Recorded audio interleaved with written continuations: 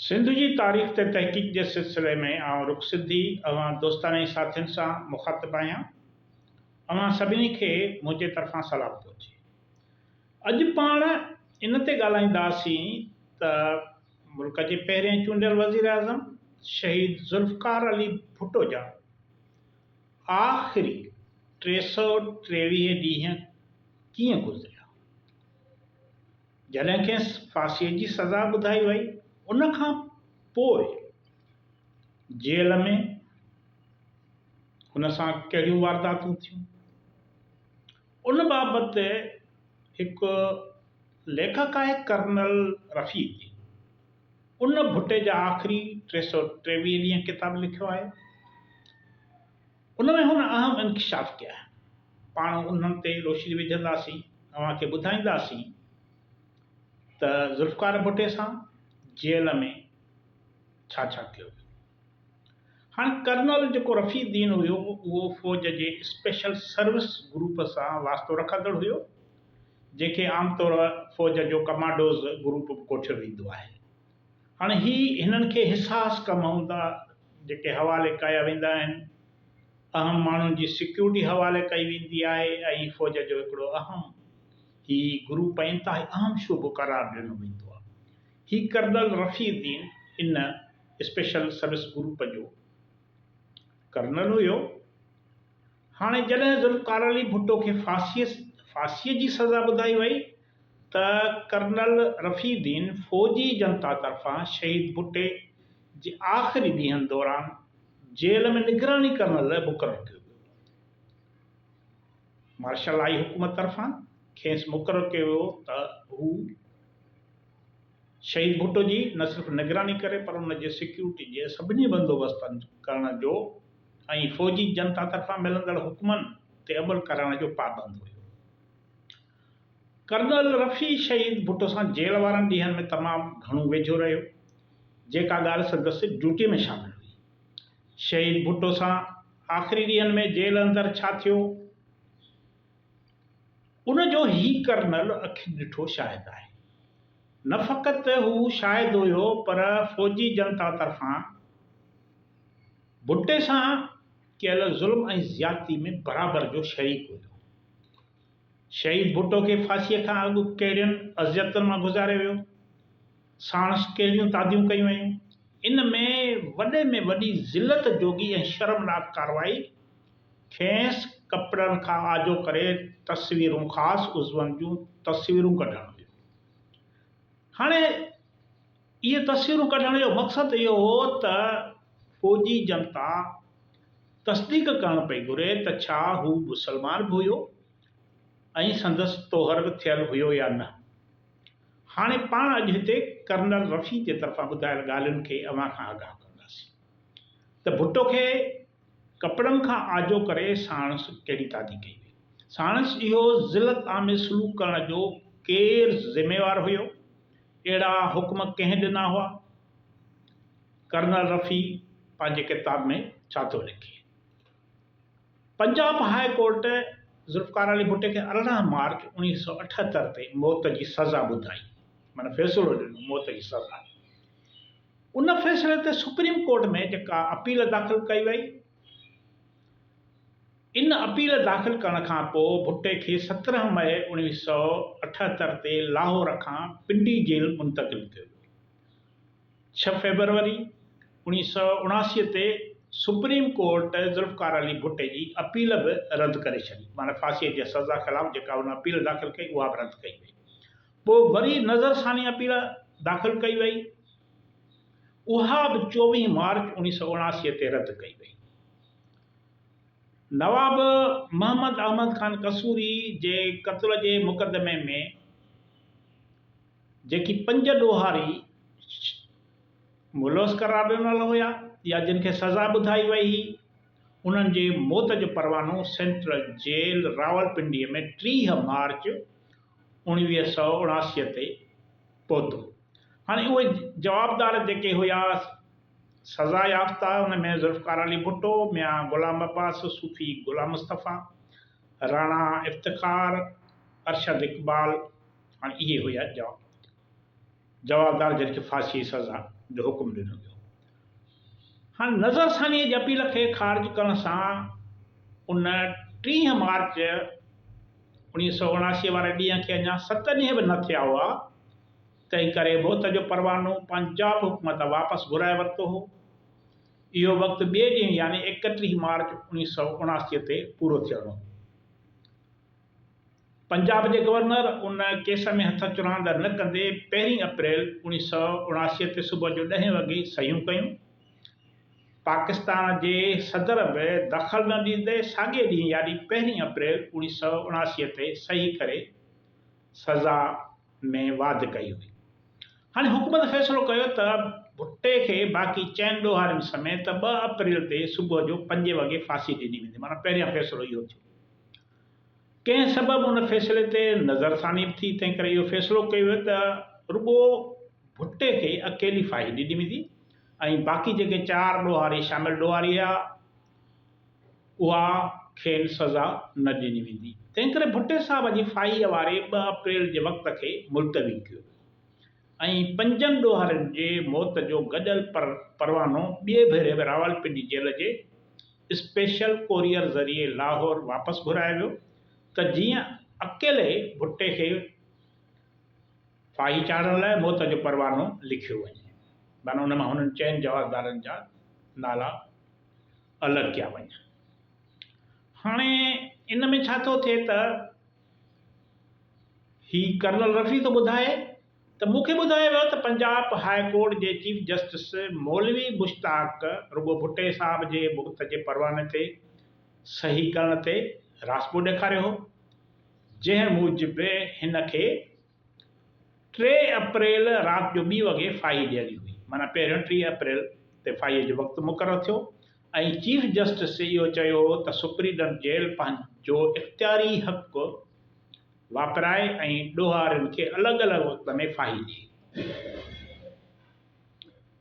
पर इख़्तियारियुनि जॾहिं हुनखे इहो यादि ॾियारियो त इहो फ़ैसिलो त हुनजो पंहिंजो आहे ऐं असली ॾोहारीअ खे अॻ में फाही ॾिनी पई वञे त हुन मजबूरीअ हेठि रुॻो भुट्टे साहिब जे मौत वारे परवाने ते सही कई। अहिड़ी तरह रुॻो भुट्टे साहिब जे मौत जो परवानो रावलपिंडी जेल में 2 अप्रैल ते 1 वॻे खां पोइ 2 पहरनि जो पहुतो 2 अप्रैल ते ऐं शहीद भुट्टे साहिब खे 3 अप्रैल 1979 ते राति जो 2 वॻे फाही ॾियण जूं समूरियूं कार्रवाइयूं शुरू कयूं। बेगम नुसरत भुट्टो संदसि घरवारी ऐं मोहतरमा बेनज़ीर भुट्टो संदसि धीउ खे आख़िरी मुलाक़ात लाइ घुरायो वियो। हाणे असल में त हिननि खे ॿिन्ही खे बेगम नुसरत भुट्टो ऐं बेनज़ीर भुट्टो खे आख़िरी मुलाक़ात जो न ॿुधायो वियो, पर सिर्फ़ु इहो चयो वियो त तव्हां खे भुट्टे साहिब सां मिलण लाइ जेल अचण लाइ चयो वियो आहे। हाणे बेनज़ीर भुट्टो साला रेस्ट हाउस में क़ैद थियल हुई, तंहिंखे इहो न्यापो मोकिलियो त हुनजी तबियत ख़राबु आहे, तंहिं करे हूअ 2 अप्रैल ते 2 पहरनि खां पोइ नथी अची सघे। इन दौरान पंजाब जो घरू सेक्रेटरी डिप्टी मार्शल एडमिनिस्ट्रेटर जे ऑफिस मां थींदो पिंडी जेल सुप्रीडेंट जे ऑफिस में आयो ऐं मुंहिंजी मौजूदगी में जेल सुप्रीडेंट ऐं इंस्पेक्टर जनरल जेल खे ॿुधायो त कानून मूजिबि जीअं त पाकिस्तान जे सदर जी सहीअ खे 48 कलाक अञा न थिया आहिनि, तंहिं करे भुट्टे साहिब खे 3 अप्रैल जे राति जो 2 वॻे फाही नथी ॾेई सघिजे। हाणे इहो नुक़्तो पंजाब हुकूमत उथारियो, तंहिं करे भुट्टे साहिब जी फाहीअ खे 1 ॾींहुं वधीक रोकियो। होॾां बेगम नुसरत भुट्टो ऐं बेनज़ीर भुट्टो खे सुध ॾिनी वई त जेकॾहिं हिननि जी तबियत ख़राबु आहे त संदन अचण जी घुर्ज न आहे। हाणे सब मार्शल लॉ एडमिनिस्ट्रेटर 2 अप्रैल ते मूंखे यानी कर्नल रफ़ीअ खे ऐं जेल सुप्रीडेंट खे हेठियां हुक्म ॾिना। भुट्टे खे हिन जे फाहीअ जो आख़िरी नोटिस रावलपिंडी जेल सुप्रीडेंट यार मोहम्मद लेफ्टिनेंट कर्नल रफ़ीदीन जी मौजूदगी में हिन जे कोठीअ में ॾींदो।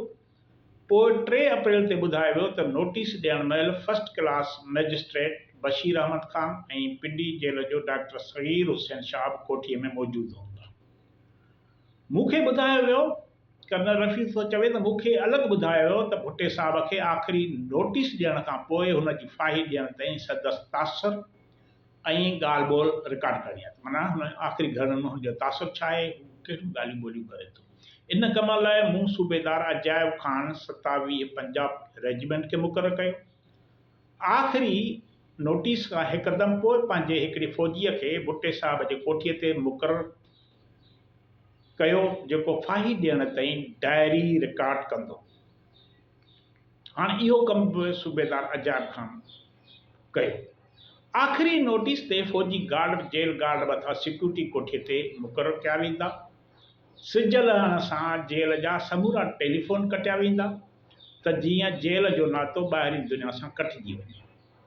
रुगो फ़ौजी टेलीफोन जेको रुगो हिकु ऑफिसर ॿुधंदो, कमु कंदो रहंदो। माना सिक्योरिटी सख़्तु कई वई।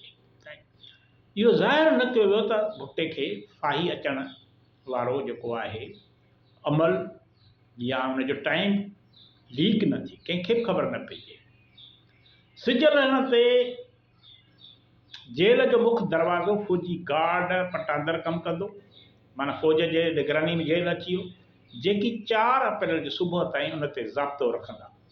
हतमी नोटिस खां पोइ को बि माण्हू 4 अप्रैल जो सुबुह ताईं जेल में दाख़िल न थी सघंदो ऐं न वरी ॿाहिरि वञी सघंदो। सूबेदार मेजर 27 पंजाब ख़ामोशी सां ताबूत, गुलाब जो अर्क ऐं अतर जो बंदोबस्तु कंदो। 2 गाॾियूं, हिकु भुट्टे साहब जे लाश लाइ ऐं ॿी गार्ड लाइ फाही ॾियण खां पोइ हुकुम मिलण ते जेल में दाख़िल थींदियूं। हाणे हथियारनि जूं ख़ाली 3 पेतियूं बि जेकी ताबूत सां ठहकंदड़ हूंदियूं उन्हनि गाॾियुनि में रखी वेंदियूं त जीअं एयर बेस ते ॾिसंदड़ इहो सम्झनि त फ़ौजी केॾां हथियार खणी पिया वञनि। माना जीअं ज़ाहिर न थिए त को लाश खणी पियो वञे। हिकु फील्ड ऑफिसर मातहत हिकु सेक्शन पूरी फ़ौज तयारीअ सां गॾु भुट्टे साहब जे लाश सां गॾु वेंदी। लेफ्टिनेंट कर्नल रफ़ी भुट्टे साहब जे मैयत सां गॾु पिंडीअ खां नवंदेरो वेंदो, जिते क़बर ऐं दफ़न जो बंदोबस्तु थियलु हूंदो। लेफ्टिनेंट कर्नल रफ़ीअ सां गॾु हिकु वायरलेस सेट हूंदो ऐं भुट्टे साहब खे फाही मिलण खां पोइ सब मार्शल लॉ एडमिनिस्ट्रेटर खे, जंहिंजो हेडक्वार्टर जेल खां ॿाहिरि SSP ऑफिस में हूंदो, कोड वर्ड ब्लैक हॉर्स सां ॼाण ॾींदो। माना कोड वर्ड मुक़ररु कया विया। भुट्टे साहब जे लाश खे गुस्ल ॾियण लाइ 27 पंजाब रेजिमेंट हिकु मोलीअ जो बंदोबस्तु कंदी। इहो कमु पोइ 3 अप्रैल ते SP वरी रावलपिंडीअ खे सौंपियो वियो हो। हिकु फोटोग्राफर जेको इंटेलिजेंस एजेंसीअ जो हो, पंहिंजे सामान सां गॾु 3 अप्रैल ते शाम जो 5 वॻे जेल में रिपोर्ट कंदो। हू भुट्टे साहब जे लाश जा फ़ोटू कढंदो त जीअं पतो पइजी सघे त हुनजो तोहर थियल आहे या न। हाणे कर्नल रफ़ी थो ॿुधाए त मूंखे सरकारी तौर ॿुधायो वियो हो त ज़ुल्फ़कार अली भुट्टे जी माउ हिंदू औरत हुई, जंहिंसां हुन जे वालिद ज़बरदस्ती शादी कई ऐं ज़ुल्फ़कार अली भुट्टे जो पैदाइशी नालो नथूराम हुयो। तंहिं करे शायदि संदसि तोहर थियल न हुजे, इन करे फ़ौजी दल तां हुकुम ॾिनो त संदसि फ़ोटू कढिया वञनि। कपिड़नि खां आजो करे मख़सूस उज़नि जा फ़ोटू कढिया वञनि। फाही ऐं गुस्ल खां पोइ इन फोटोग्राफर भुट्टे साहब जे जिस्म जे विचें हिसे जा वेझड़े खां फ़ोटू कढिया हुया। कर्नल चवे थो त भुट्टे साहब जो इस्लामी तरीक़े सां बाक़ाइदे तोहर थियल, इहो फ़ोटनि में वाज़े नज़र आहे। हाणे ही कर्नल चवे थो मूंखे इहो बि हुकुम ॾिनो वियो त 3 अप्रैल ते सुबुह जो 11 वॻे पक कई वञे त जलाद तारा मसीह पिंडी जेल में मौजूदु आहे ऐं हुनखे पिंडी जेल जे हिकु कमरे में तालो हणी बंदि कयो वञे त जीअं हू किथे कंहिंखे ॿाहिरि ॿुधाए न सघे त को भुट्टे खे फाही अचणी आहे। हाणे इहो कमु जेल सुपरीडंट पूरो कयो हो। अहिड़े नमूने सां ज़ुल्फ़कार अली भुट्टो खे फाही ॾियण खां पोइ संदसि ख़ासि उज़वनि जूं तस्वीरूं कढी वयूं, संदसि लाश जी बेहुरमती कई वई। कहिड़ो हुन खां इंतकाम वरितो वियो, उहो बाद में तारीख़ साबित कयो ऐं इन ज़ुल्म ऐं ज़्यादती ख़िलाफ़ अवाम में जेको कावड़ ऐं क्रोध हुयो, इन तारीख़ जे मुजरमनि खे ॾोहारियनि खे सॼी दुनिया ॼाणो वाक़फ़ु करे छॾियो। अव्हां जी वॾी वॾी महिरबानी। ईंदड़ वीडियो ताईं इजाज़त।